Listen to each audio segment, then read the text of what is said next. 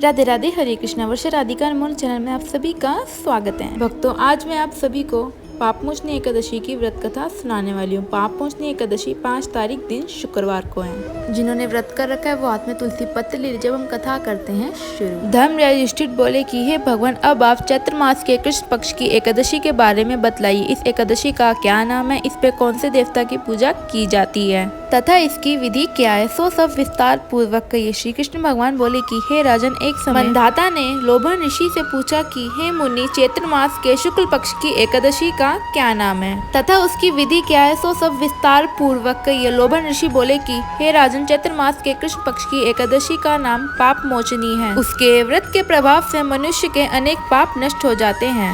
उसकी कथा इस प्रकार है। प्राचीन काल में एक चैत्र रथ नामक का एक वन था। उस वन में अप्सराएं वास करती थी और उस जगह गंधर्व कन्याएं विहार किया करती थी। उस जगह इंद्र और अन्य देवता भी क्रिया करते थे। उस वन में एक मेधावी ऋषि नामक के मुनि तपस्या किया कर रहे थे। वह शिव भक्त थे। एक दिन मंजुभूषा नामक की अप्सरा उनको मोहित करने के लिए सितार बजाकर मधुर गान करने लगी। उस समय शिव शत्रु कामदेव भी शिव भक्त मेधावी मुनि को कामवश में करने के लिए तैयार हुए। उस समय मेधावी मुनि भी युव तथा हष्ट पुष्ट थे। वह कामवश में आकर दूसरे कामदेव के समान प्रतीत हो रहे थे। मंजुभूषा ने धीरे धीरे मधुर वाणी और मधुर वीण पर गान शुरू किया।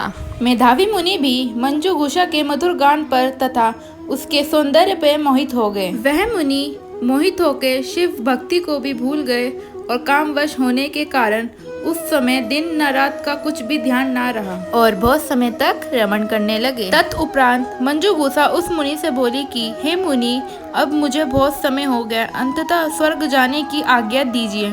उस अप्सरा के ऐसे वचन सुनकर मुनि बोले कि हे सुंदरी, तू तो आज इसी संध्या को आई है, अभी प्रातः काल तक ठहर जा।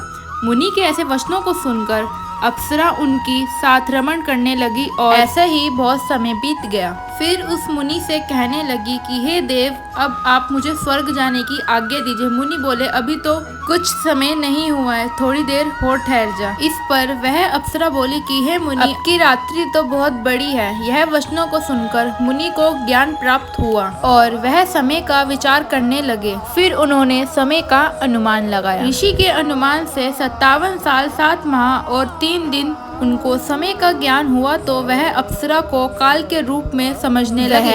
अत्यंत क्रोधित हुए और उस तप नाश करने वाली अप्सरा को देखने लगे। तब वह मुनि बोले कि हे दुष्टी, मेरा तप को नष्ट करने वाली, तू अब मेरे श्राप से पिशाचनी हो जा।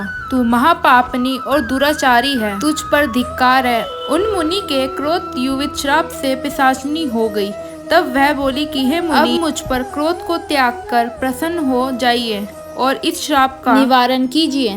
तब मुनि को कुछ शांति मिली और पिशाचनी से बोला कि हे दुष्टनी, तूने मेरा बड़ा बुरा किया है, परंतु मैं फिर भी तुझे श्राप से छूटने का उपाय बतलाता हूँ। चैत्र मास के कृष्ण पक्ष की जो एकादशी है, उस एकादशी का नाम पाप मोचनीय है। उस एकादशी के व्रत करने से तू पिशाचनी योनि से छूट जाएगी। इस प्रकार मुनि ने उसे समस्त विधि बतला दी और वह अपने पापों का प्रायश्चित करने के लिए अपने पिता च्यवन ऋषि के पास गए। च्यवन ऋषि अपने पुत्र मेधावी को देखकर बोले कि हे पुत्र, यह तूने क्या किया? पुत्र, तुम्हारे समस्त तप नष्ट हो गए। मेधावी बोले कि हे पिताजी, मैंने बहुत बड़ा पाप किया है और आप उस पाप से छूटने का उपाय बतलाइए। च्यवन ऋषि बोले कि तुम चैत्र मास के कृष्ण पक्ष की पापमोचनी नामक एकादशी का विधि पूर्वक तथा भक्ति पूर्वक व्रत करो। इस तरह तुम्हारे समस्त पाप नष्ट हो जाएंगे। पिता के वचनों को सुनकर मेधावी ऋषि ने पापमोचनी एकादशी का विधि पूर्वक उपवास किया। उपवास के प्रभाव से उनके समस्त पाप नष्ट हो गए। मंजुभूषा ने भी